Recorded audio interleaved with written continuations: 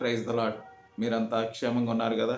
ఈ సమయంలో మత్తయి సువార్త 6వ అధ్యాయము 24వ వచనంలో, ఎవడును ఇద్దరు యజమానులకు దాసుడుగా నుండనేరడో అతడు ఒకని ద్వేషించి ఒకని ప్రేమించును, లేదా ఒకని పక్షముగా నుండి ఒకని తృణీకరించును. మీరు దేవునికిని సిరికిని దాసులుగా నుండనేరరు.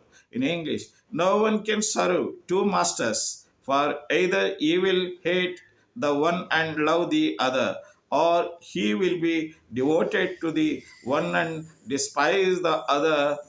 You cannot serve God and money. నా ప్రియమైనటువంటి సహోదరి సోదరులు, ఈ లోకములో మనము దేవునికిని ఈ లోకానికిని మనము దాసులముగా ఉండలేము. కాబట్టి మనము దేవునికే దాసులుగా ఉండాలని దేవుడు మనల్ని ఆశిస్తున్నాడు.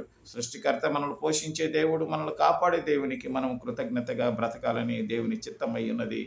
ప్రార్థన చేసుకుందామా? మా పరలోకమందున్న మా తండ్రి, నైనా విన్నటువంటి ప్రతి బిడ్డలు మా స్వామి, ఈ లోకములో మా స్వామి మేమందరం నీ చిత్తానికి తల వంచి ప్రభువ, ఎందరో బిడ్డలు మా స్వామి కంటతడి చేత నిద్ర పట్టినటువంటి వ్యవస్థలో నైనా మా తండ్రి దుఃఖము చేత నిట్టూర్పుల చేత మా స్వామి ఆర్థిక ఇబ్బందుల చేత నిరుద్యోగం చేత ప్రభువ బాధలు అనుభవించే బిడ్డలందరి కొరకు ప్రార్థన చేస్తూ ఇది నాశనంతో నింపమని యేసుక్రీస్తు నామమున ప్రార్థించి వేడుకుంటున్నాం తండ్రి. ఆమేన్.